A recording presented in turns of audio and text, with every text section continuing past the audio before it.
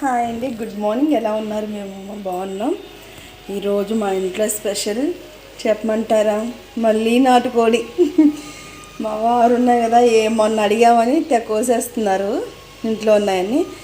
ఇవ్వండి, నాటుకోడి గోంగూర. ఈరోజు నాటుకోడి ఫ్రై ఎలా చేయాలో చూపిస్తాను. ఫస్ట్ వాష్ చేసుకొని బాగా అంత శుభ్రం చేసుకొని ఇలా ఉడకబెట్టాలి. నాటుకోడి కదండి, కొంచెం గట్టిగా ఉండిద్ది. అందుకని ఫస్ట్ ఇలా ఒక 20 నిమిషాలు ఈ వాటర్ పోయేంతసేపు ఉడకబెట్టుకోవాలి. ఫ్రై కూడా అంతే. ఉడికిందండి. ఇప్పుడు టమాటాలు 2 టమాటాలు, 3 పచ్చిమిరపకాయలు, 3 ఆనియన్స్ తీసుకున్నానండి. ఇవి కూడా వేసేద్దాం. ఈ మగ్గిన తర్వాత కొంచెం కూరకు సరిపోయే ఆయిల్. ఫస్ట్ ఆయిల్ వేయనండి ఎంత మగ్గిన తర్వాత, ఎందుకంటే నాటుకోడి కాబట్టి బాగా ఉడికిపోవాలి కాబట్టి ఇలా చేస్తా. అంతా కూడా బాగా ఉడికిపోయిన తర్వాత అప్పుడు ఆయిల్ వేస్తా. ఫ్రై కూడా ఉడికిపోయినట్టుంది. ఇప్పుడు ఆయిల్ పోసుకుందాం.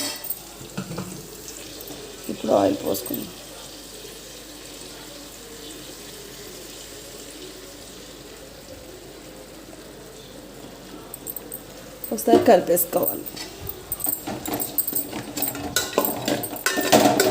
సరిపోతుంది, బాగానే పోసాను ఆయిల్.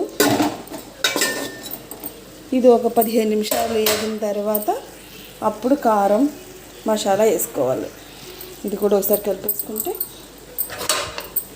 ఈరోజు మా ఇంట్లో స్పెషల్ పులిహోర అన్నం, నాటుకోడి గోంగూర, నాటుకోడి ఫ్రై. ఓకే అండి, ఈ వీడియో కంటిన్యూ చేస్తాను. కర్రీ చేసి చూపిస్తాను, చూడండి. బాయ్. చూసారా ఫ్రెండ్స్, కారం అన్ని మసాలాలు వేస్తాను, బాగా వేగింది. ఇంకొక 5 నిమిషాలు కట్టేద్దాం. ఫ్రై ఇది కర్రీకి గోంగూర నాటుకోడి. వాటర్ పోసుకుందాం. ఒక గ్లాస్ పోసాను, ఇంకో గ్లాస్ 2 గ్లాసులు వాటర్ పోసాను. హైలో పెట్టేద్దాం. ఒక 15 నిమిషాలు ఉడికిన తర్వాత మసాలాను ఉడికిపెట్టుకొని మెదిపిన గోంగూర కలిపేసుకోవడం. ఇది కూడా అయిపోయింది, కట్టేద్దామండి. చూద్దాం. ఓకే, నేను చూడండి అంటే కొంచెం ఎక్కువ ఆయిల్ వేస్తాను, అంటే ఫ్రై కదా, వేగాలి కదానండి. ఓకే, నాటుకోడి ఫ్రై ఫ్రెండ్స్, పులిహోర అన్నం, గోంగూర నాటుకోడి, వైట్ రైస్ ఈరోజు స్పెషల్స్ మా ఇంట్లో. మీ ఇంట్లో మీరేం చేసుకుని కామెంట్ చేయండి. బాయ్. అలాగే మా చుట్టాలు వచ్చారు, మా పెద్దమ్మ వాళ్ళు అందరూ ఉన్నారు ఫ్రెండ్స్, ఇంట్లో కూర్చొని ఉన్నారు. Okay, bye friends.